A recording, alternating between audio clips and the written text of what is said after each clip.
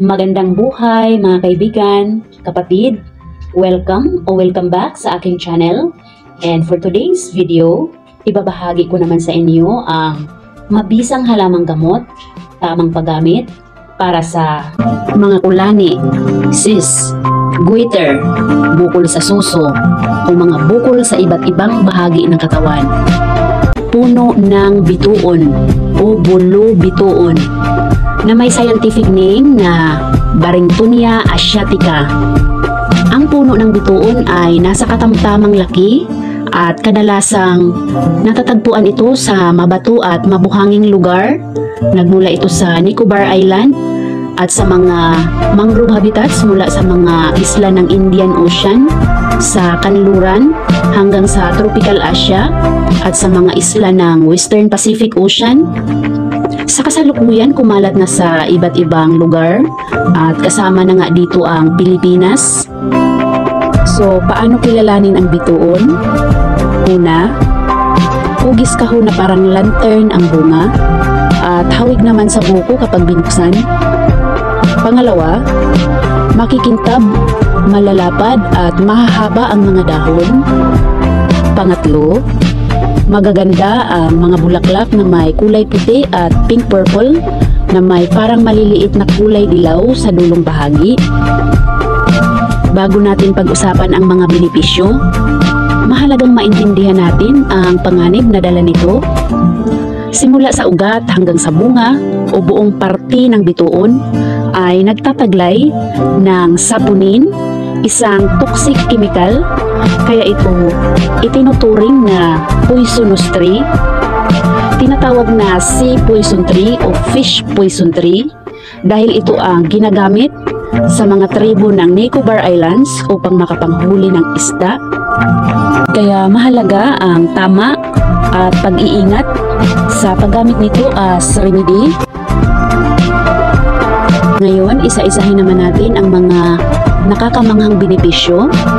Popular at kinikilala ang kakayanan ng bituon sa mga problema sa bukol sa iba't ibang bahagi ng katawan tulad ng goiter, mga kulani, cyst, pigsa, tumor, at kahit sa mga baradong ugat. Matagal na itong ginagamit as traditional alternative medicine sa ganitong mga kondisyon at ayon sa mga nakasubok nito, kusang lumiit at nawala ang bukol nila.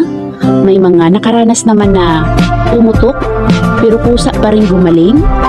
At para sa mga gustong subukan ang bituon, narito ang procedure. Una, gamit ang bunga ng bituon, tanggalin ang pinakabuto, kudkurin.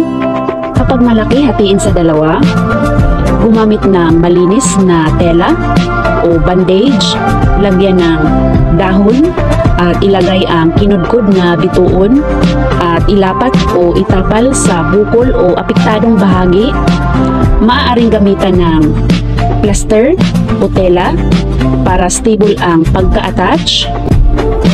Gawin ito 2 beses sa isang araw, isa sa umaga at isa sa gabi sa loob ng 2 hanggang 3 buwan. Halimbawa, walang magamit na bunga, maaaring gamitin ang dinikdik na dahon at bulaklak at pwede rin gamitin ang langis na gawa sa bituon. Ituturo ko sa inyo ang paggawa ng bituon oil. Sa ganitong paraan, mapipreserve ang bituon at available kapag kakailanganin. Paalala, ang ganitong procedure ay pwedeng bumaba ang potency or ang epekto ng up to 30%. Proceed tayo sa paggawa. Gamit ang pinaghalong dahon, bunga at bulaklak ng bituon, patuyuin o i-air dry hanggang sa matuyo. I-blender, ilagay sa buti o garapon, haluan ng pure coconut oil, paarawan ng 10 araw, salain at ilagay sa buti. Ang langis ay hindi lang para sa mga bukol Maaari din itong gamitin pang massage sa mga pasmadong ugat o baradong ugat. Maaari din itong pangpahid sa mga fungal and bacterial infections. Mahigpit na paalala mga kapatid, bawal ito i-consume or i-intake dahil ang bituon ay highly poisonous at dapat ingatan na hindi ma-access ng mga bata at mga alagang hayop. At para umepekto ang bituon, mahalagang samahan natin ito ng pag-inom ng mga halamang gamot para sa ganitong kondisyon. Ilalagay ko ang link sa baba. Patandaan natin na ang mga halamang gamot ay kailangang trabahuin para umepekto. Mahalaga na samahan natin ito ng healthy eating, ehersisyo at pag-inom ng maraming tubig.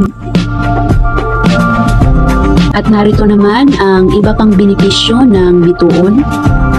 Kung ikaw ay nakakaranas ng matinding pananakit ng mga kasukasuan, namamaga, namumula, o sa mga problema na dala ng gout, rheuma, arthritis, mabisang pangtapal ang pinitpit na dahon ng bituon para maibsan ang pananakit at humupa ang pamamaga.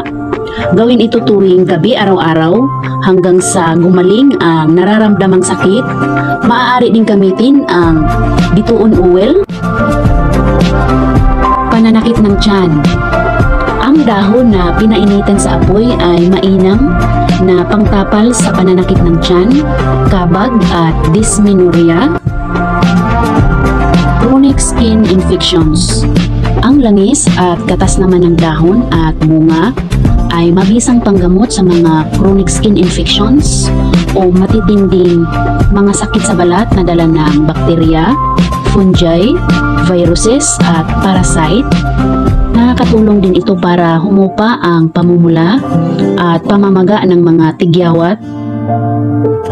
Para sa mga walang makuhanan, walang mabili o walang pangbili na nasa NCR na malapit sa isang malaking mall na nasa tabing dagat, pwede niyong subukan, makahingi o makakuha. Maraming bunga ang mga nalalaglag lang sa lupa sa lugar na yan. So sana ay makatulong. Mahalagang paalala mga kapatid, ugaliing magpa-check up, alamin ang kondisyon bago gumamit ng kung ano-anong remedy upang maiwasan ang posibleng komplikasyon. Ang layunin ng video na ito ay pang-information na lamang at hindi ito pamalit sa ating mga medical experts advice and treatment. Inaanyayahan ko muli kayo na mag-participate, magmalasakit sa ating paligid, reduce, reuse, and recycle kahit sa mga maliliit nating paraan para makabawas sa plastic waste. At para sa mga interested sa ganitong topic o content, please consider subscribing or follow my Facebook page.